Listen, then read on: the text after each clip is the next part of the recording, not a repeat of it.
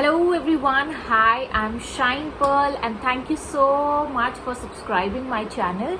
Thank you so much for commenting and liking my videos and sharing my videos with your loved ones.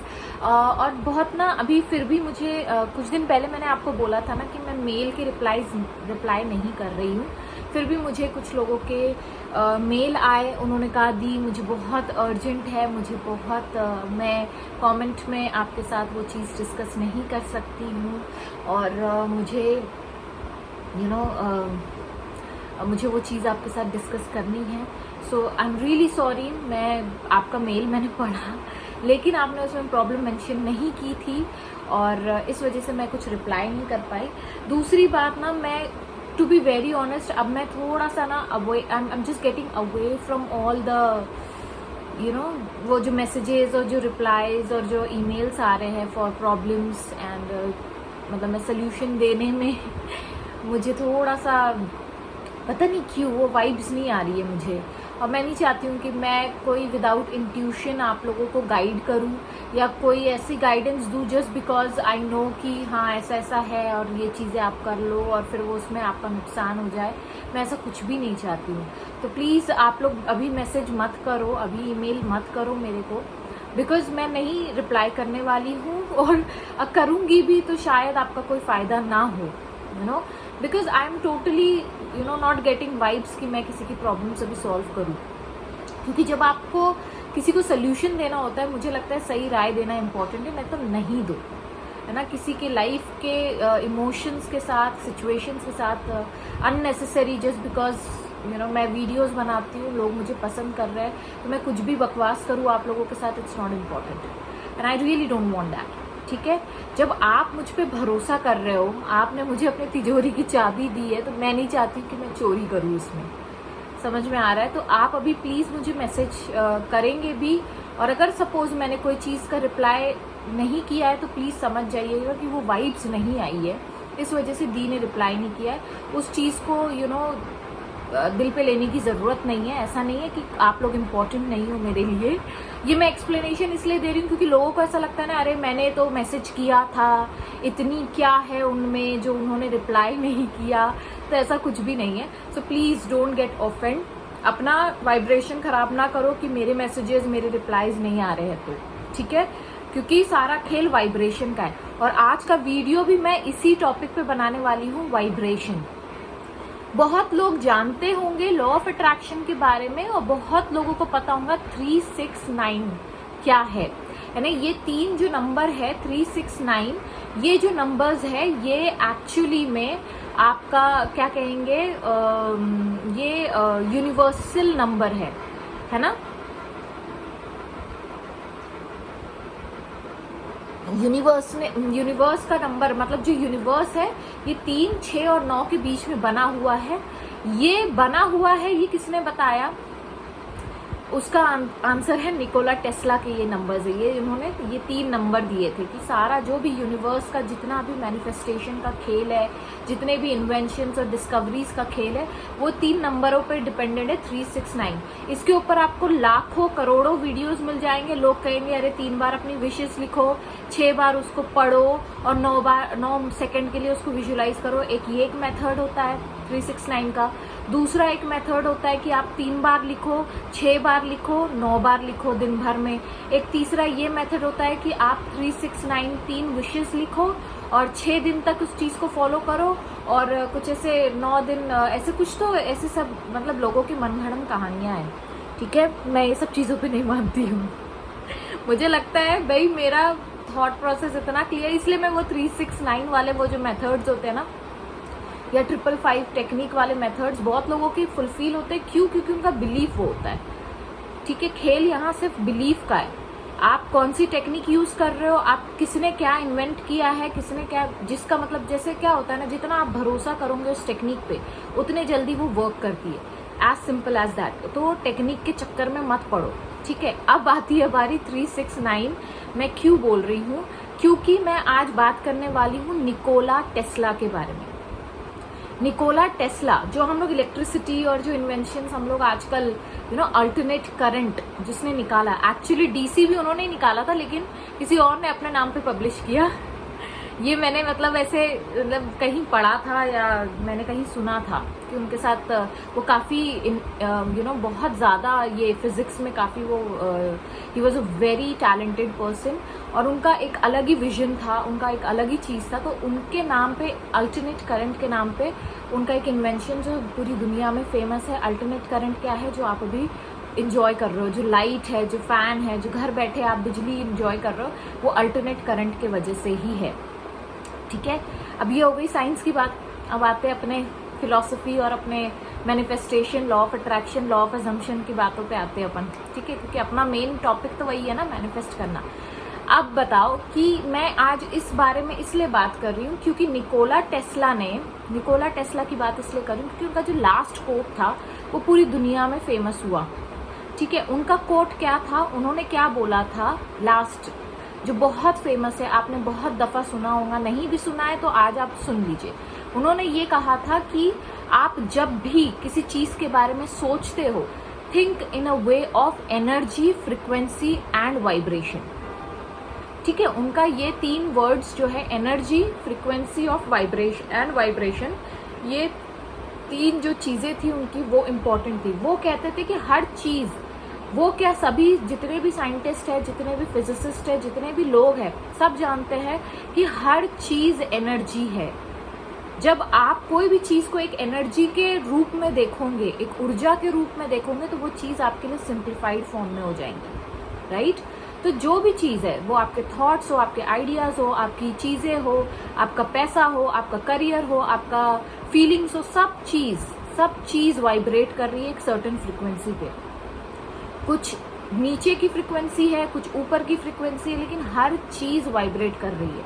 जैसे हम लोग बोलते हैं ना, एक फीलिंग का एक पिरामिड आता है जिसमें जब एनलाइटनमेंट आता है, हैप्पीनेस आता है, जॉय आता है, तो ये सब क्या है? हाई वाइब्रेशन फीलिंग है। और जो हम लोगों का एंगर है, गिल्ट है, डाउट्स है, ब्लेम है, फिर फ्रस्ट्रेशन है, स्ट्रेस है, ये सब क्या है? वरीज है, ये सब क्या है? ये लो वाइब्रेशन फीलिंग है। मतलब कि आपकी जो अच्छी वाली फीलिंग है, जो आपको अच्छा फील करा रही है, वो आपको एनर्जेटिक रखती है। मतलब एनर्जेटिक रखने का मतलब आपकी एनर्जी, आपकी फ्रिक्वेंसी हाई है, आपके वाइब्रेशंस हाई है। और जो लोअर वाली जो चीज़ें होती है वो आपकी एनर्जी को दबाती है, वो ब्लॉक करती है, तो इस वजह से वो लोअर फ्रिक्वेंसी पे वाइब्रेट कर रही है। क्लियर? अब आते हैं कि आप लोग जो बोलते हैं ना, हम लोग कई दफ़ा लोग बोलते हैं कि मुझे समझ नहीं आ रहा है, मैं स्टक फील कर रहा हूँ। एक बहुत प्यारा सा किसी ने मुझे कमेंट किया था, उन्होंने मुझसे यही कहा था कि मुझे बहुत स्टक फील होता है, मुझे नहीं समझ में आ रहा होता है, मुझे कुछ आपकी गाइडेंस की ज़रूरत है। तो उनका बहुत दिनों पहले ये कमेंट आया था, आज मैं जाके इसको क्लियर कर रही हूँ। पता नहीं क्यों मेरे दिमाग से निकल गया था, आज मुझे एकदम से इंट्यूशन आया कि नहीं, इसके बारे में बनाना चाहिए, तो मैं आज बना रही हूँ। कई दफ़ा ऐसा आप देखोगे कि आप अपने लाइफ में कहीं जा रहे हो, ठीक है, आप कहीं ना कहीं आप ऐसा फील करते हो, यार लाइफ में ना कुछ नहीं हो रहा है। मतलब हम लोगों को फील होता है ना कि यार सब चीज़ रुक गई है, मतलब वही चीज़ें हो रही है, कुछ अच्छा हो ही नहीं रहा है मेरे साथ, मैं वही चीज़ों को बार बार रिपीटेडली वही चीज़ों को मैनिफेस्ट कर रही हूँ, वैसे ही सिचुएशन में फंसी हुई हूँ। या कई दफ़ा ऐसा लगता है यार ये प्रॉब्लम से कब मैं निजात पाऊँगी, कब मैं इस प्रॉब्लम से, इस सिचुएशन से छुटकारा पाऊँगी। कई दफ़ा ऐसा होता है फैमिली में आप फंस जाते हो और फिर आप सोचते हो यार कब ऐसा होगा कि मैं एक अच्छी लाइफ जी पाऊँगी। या वो जो एक अंदर वाली वो फीलिंग होती है ना, वो स्टक फीलिंग होती है, वो ऐसा लग रहा होता है यार कहाँ फंस गए वाली जो फीलिंग होती है ना, उसमें मैं आपको आज बताने वाली हूँ वो फंसने के बाद आप क्या कर सकते हो, जिसके वजह से आप वो फंसने वाले जो सिचुएशन में है और वो क्यों होता है, सबसे पहले अपन वो जानेंगे, फिर उसके बाद आपको क्लियर होगा कि क्यों ये हो रहा है। अब आते फिर फिजिक्स के ऊपर, ठीक है। फिजिक्स में है ओम्स लॉ करके, आपने 10th में एक्सपेरिमेंट भी किया होगा फिजिक्स में, ठीक है। मेरे को याद है मैंने चीटिंग की थी ओम्स लॉ में।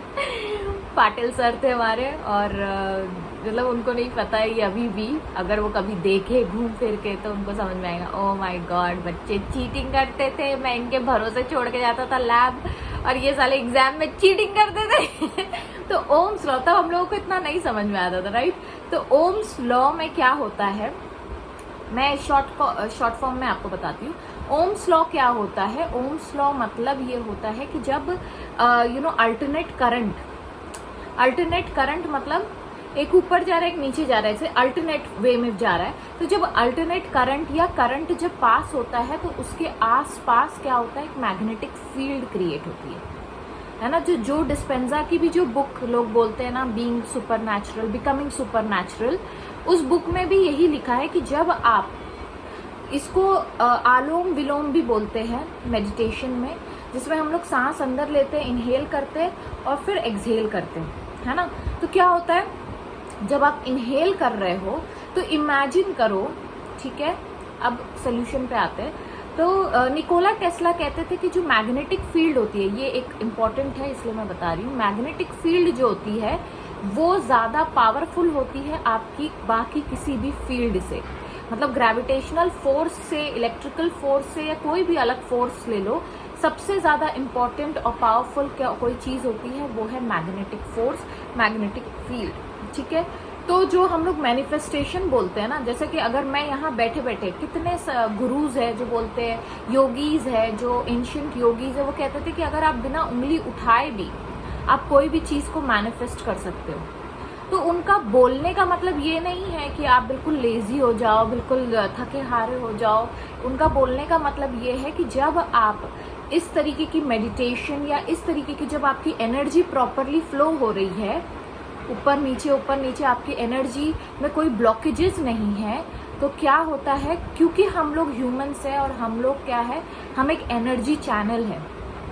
जो बोलते हैं ना लोग 7 चक्रास होते हैं, रूट चक्रा सबसे नीचे होता है और क्राउन चक्रा सबसे ऊपर होता है।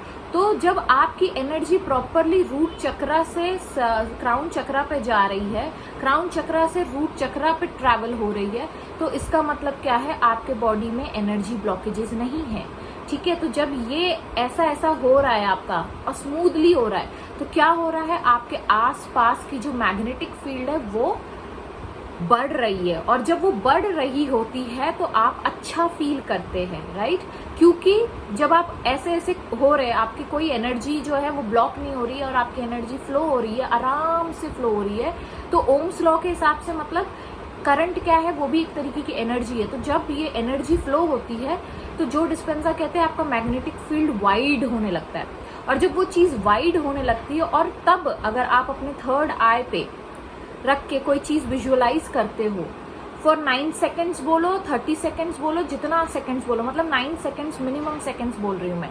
9 सेकेंड्स के लिए अगर कोई होल्ड भी करते हो, आप कोई थॉट को या कोई इमेज को या कोई चीज़ को विजुअलाइज करते हो, किसी सिचुएशन को विजुअलाइज करते हो, तो क्या होता है, वो चीज़ आपके लाइफ में मैनिफेस्ट हो जाती है तुरंत, क्योंकि वो उस फील्ड में आती है, ठीक है। तो वो फील्ड क्या होता है, अब जैसे निकोला टेस्ला ने क्या बोला था कि आपकी जो मैग्नेटिक फील्ड होती है वो स्ट्रॉन्गर होती है, पावरफुल होती है बाकी किसी भी फील्ड से।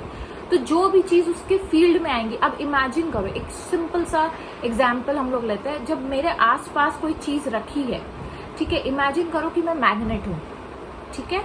ये मेरा नॉर्थ पोल है, मेरा क्राउन चक्रा नॉर्थ पोल है, रूट चक्रा मेरा साउथ पोल है, ठीक है, जैसे जो डिस्पेंजा कहते हैं। और जब मेरा एनर्जी फ्लो हो रहा है, मतलब मेरा इनहेलेशन एक्सहेलेशन के थ्रू जब मेरा एनर्जी फ्लो हो रहा है, प्रॉपरली चैनलाइज हो रहा है, तो क्या हो रहा है, मेरे आसपास एक फील्ड क्रिएट हो रही है। इमेजिन करिए एक मतलब ऐसा गोला गोला गोला गोला गोला गोला मेरे आसपास क्रिएट हो रहा है। और फिर जब मैं कोई चीज़ के बारे में सोच रही हूँ तो वो चीज़ मेरे लाइफ में ऐसे अट्रैक्ट हो रही है। मैग्नेट क्या करता है, लोहे को अट्रैक्ट करता है ना। आप चुंबक जो होता है अपना, वो आप रखो लोहे के सामने, वो जाके चिपक जाता है ना। या अगर वो मैग्नेटिक फील्ड मतलब कोई भी चीज़ चिपक जाती है लोहे को, या बोलो आप, तो क्या है ये, वो उसके अराउंड में, जब मैग्नेटिक फील्ड के अराउंड में वो चीज़ आ जाती है तो वो चीज़ आके उसको चिपक जाती है। Getting me? तो यही है आपकी मैनिफेस्टेशन, या आपका जो हम लोग कहते हैं ना किस तरीके से हम लोग मैनिफेस्ट कर सकते हैं बिना उंगली उठाए। तो ये उन लोगों का बोलने का मतलब था, ठीक है। अब आते हैं कि आप स्टक क्यों फील करते हो। स्टक हम लोग क्यों फील करते हैं पता है? जब हमारे बॉडी में कोई भी तरह की एनर्जी ब्लॉकेजेस हो रही है। क्योंकि क्या होता है, एनर्जी को, जैसे अगर पाइप में, फॉर एन एग्जाम्पल, अगर आप मान लो आप पाइप हो, ठीक है, आपके पाइप में कहीं ना कहीं कचरा पड़ा हुआ है, ठीक है, बीच में कहीं कचरा डाल देते हैं अपन, और आप चाहोगे कि पानी फ्लो हो, तो क्या पानी फ्लो होगा? नहीं, डेफिनेटली नहीं।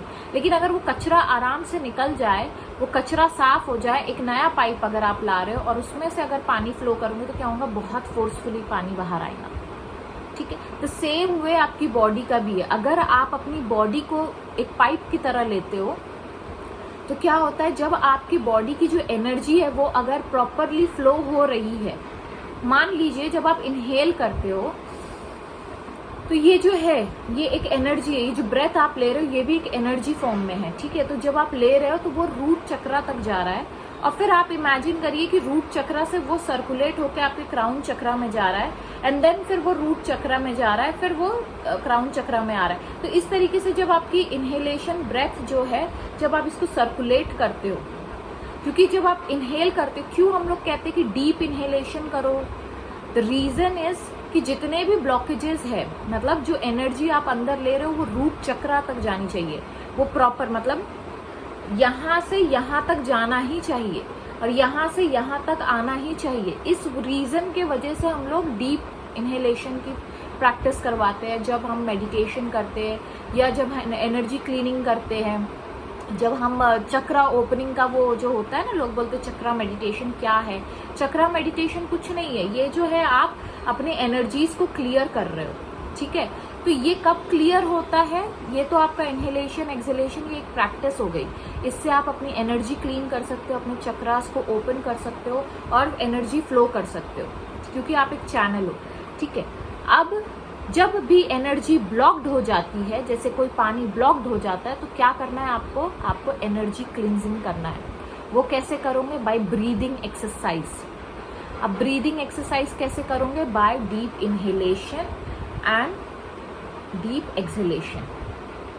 तो आप ये नोटिस करोगे कि कुछ 2-3 इनहेलेशन एक्सहेलेशन के बाद एक अलग सी एनर्जी फील होती है अपने को। क्यों होती है? क्योंकि वो स्टक एनर्जी जो है ना, वो एकदम से रिलीज हो जाती है और आपका दिमाग खुलने लगता है, ठीक है। तो जब आपका दिमाग खुलने लगता है, तो मोस्टली आप ये देखोगे कि जो चीज आप अभी सोच रहे हो, जिस चीज की वजह से आप स्टक फील कर रहे हो, एकदम से आपका दिमाग पलट के उन चीजों पे चला जाएगा जो चीज आप चाहते हो, जो चीज आप लाइफ में पाना चाहते हो, मैनिफेस्ट करना चाहते हो। तो अगर मैं इसको उल्टा बोलूं, है ना, क्योंकि एनर्जी और फ्रीक्वेंसी और वाइब्रेशन के माध्यम से अगर हमको सोचना है, आई होप आप लोगों को समझ में आ रहा होगा। तो अगर मैं इसको उल्टा करूं, तो अगर आप अभी कोई भी चीज ऐसी सोच रहे हो जो आप नहीं जानते हो, जैसे हम लोग बोलते हैं ना, यार I don't know what I want, I really don't know what I want, या आई डोंट नो दिस। जब आप ऐसी चीजों पे फोकस करते हो जो आप नहीं चाहते हो, इंस्टेड ऑफ उन चीजों पे फोकस करना जो आप चाहते हो, तो क्या होता है? आपकी एनर्जी ब्लॉक्ड होने लगती है। और जब आपकी एनर्जी ब्लॉक्ड होने लगती है, जब आप ऐसी सोच रखते हो अपने दिमाग में जो आप नहीं चाहते हो, है ना, तभी हम लोग कहते हैं इग्नोरेंस इज अ ब्लिस। कभी कभी कोई चीज नहीं जानना भी अच्छी बात होती है।